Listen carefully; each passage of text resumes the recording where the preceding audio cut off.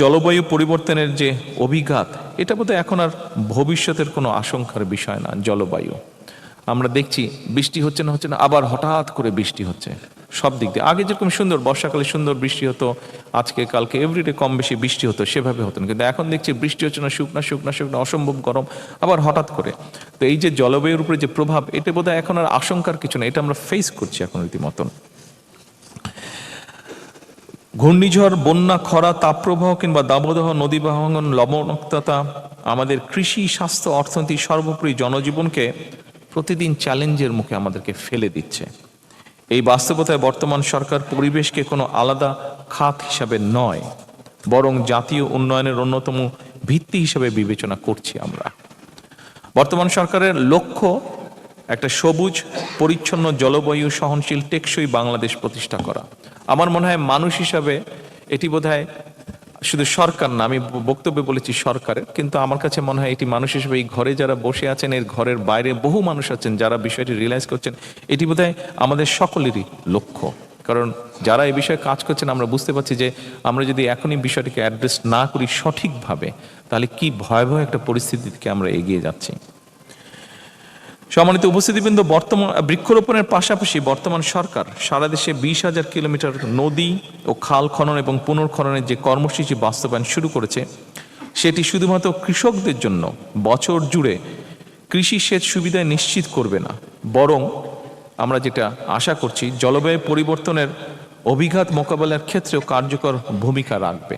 তবে পরিবেশের উন্নয়ন শুধুমাত্র বৃক্ষরোপণ কিংবা খাল খননের উপরেই নির্ভর করে না, এটি কিছুটা সাপ্লিমেন্ট করে, কিন্তু পুরোপুরি নির্ভর করছে না এটার উপরে। রাজধানী সহ বিশেষ করে সারা দেশের সকল নগর, বন্দর এবং শহরতলির বর্জ্য ব্যবস্থাপনাতেই কিন্তু আমূল পরিবর্তন আনার কোনোই বিকল্প নেই। এ ব্যাপারে আপনাদের সকলের যারা আছেন, বিশেষ করে পরিবেশ নিয়ে যারা কাজ করছেন, আপনাদের অসম্ভব সহযোগিতা আমার প্রয়োজন, সরকারের প্রয়োজন। আপনাদের সহযোগিতা ছাড়া এখানে অনেকেই আছেন, আমি দেখেছি বিভিন্ন ভিডিওতে, আমি দেখেছি তারা নিজ উদ্যোগে তাদের সংগঠন থেকে তারা বিভিন্ন রকম খাল, নদী, নালা, খাল, বিল এগুলো আপনারা পরিষ্কার করছেন। আপনারা যারা করছেন, আপনাদেরকে আমার পরিবেশের জন্য যারা এই কাজগুলো করছেন, আপনাদেরকে ব্যক্তিগতভাবে আন্তরিকভাবে আমি অভিনন্দন এবং শুভেচ্ছা জানাচ্ছি। তবে আপনাদের যেই সাপোর্ট, আপনাদের যেই সহযোগিতা, আপনাদের যেই সাপোর্ট, এটি যে কোনো সময় থেকে বর্তমান সরকারের জন্য অত্যন্ত অত্যন্ত অত্যন্ত প্রয়োজনীয়, অত্যন্ত দরকার। উপস্থিতিবৃন্দ, প্লাস্টিক বর্জ্য উল্লেখযোগ্যভাবে কমিয়ে আনার লক্ষ্যে সরকার ইতিমধ্যে কাজ শুরু করেছে বা করার চেষ্টা করছে সরকার। একই সঙ্গে জৈব সার উৎপাদন, পুনর্ব্যবহার, বর্জ্য থেকে জ্বালানি উৎপাদন এবং রিডিউস, রিইউজ, রিসাইকেল, এই 3R নীতিকে সরকার জাতীয় পর্যায়ে বাস্তবায়নের নীতি বা উদ্যোগ গ্রহণ করেছে বা ব্যবস্থা নিয়েছে।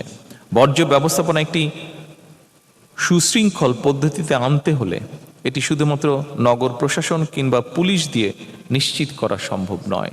যেই কথাটি আমি প্রথম থেকে বলার চেষ্টা করছি, সবকিছু আমরা পুলিশ, জোর, আইন দিয়ে সবকিছু করা সম্ভব নয়।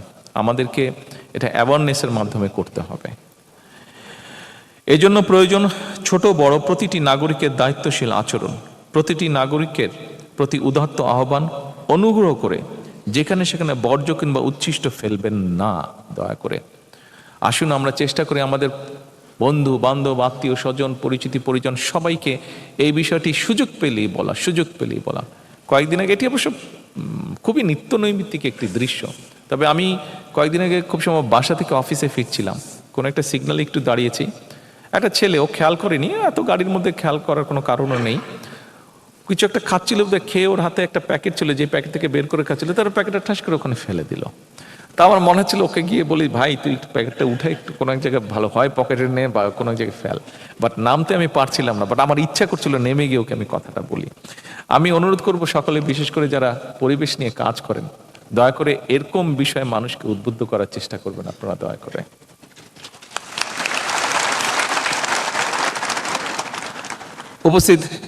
সকল উপস্থিতবৃন্দ, মানব সমাজের সুস্থ এবং নিরাপদ জীবনের জন্য এতক্ষণ আমরা বৃক্ষরোপণ কিংবা পরিবেশ সংরক্ষণ নিয়ে কথা বলেছি। আরেকটা বিষয় প্রতি আমাদের একটু সতর্ক থাকা প্রয়োজন। জনসংখ্যা বৃদ্ধি, জলবায়ু পরিবর্তন, অপরিকল্পিত নগরায়ন এবং নদী ও জলভূমি ভরাট এবং বন উজাড় সহ নানা কারণে জীববৈচিত্র্য হুমকির মুখে পড়ছে। এসব কারণে বন্য প্রাণী, জলজ উদ্ভিদ এবং প্রাণীর আবাসস্থল অস্তিত্ব সংকটে বাধ্য।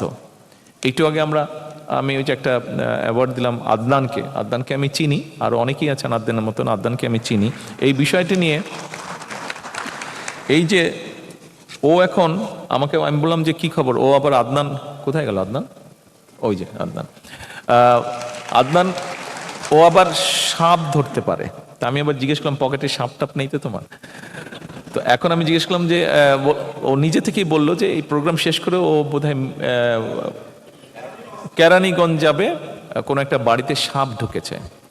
এই জন্য আমি কথাটি বলছি যে মাত্র যেটা বললাম যে পশু পাখি সবকিছু একটা বিপন্ন অবস্থার মধ্যে চলে গিয়েছে। এই যে বন টন সব উজাড় হয়ে যাওয়াতে সব জায়গায় যে মানুষ দখল করছে, বাসা বাড়ির ভিতরে কেন সাপগুলো ঢুকছে। আমি প্রায় বছরখানেক আগে ওর সাথে কথা বলছিলাম, তখন আমি দেশে আসিনি, তখন লন্ডনে ছিলাম। তো ও বললো যে ভাইয়া এই জন্য ঢুকছে। আমরা যে ঘর বাড়িতে 9 তলা, মিরপুরের কোন 9 তলা বাড়ি থেকে সে সাপ বের করেছে।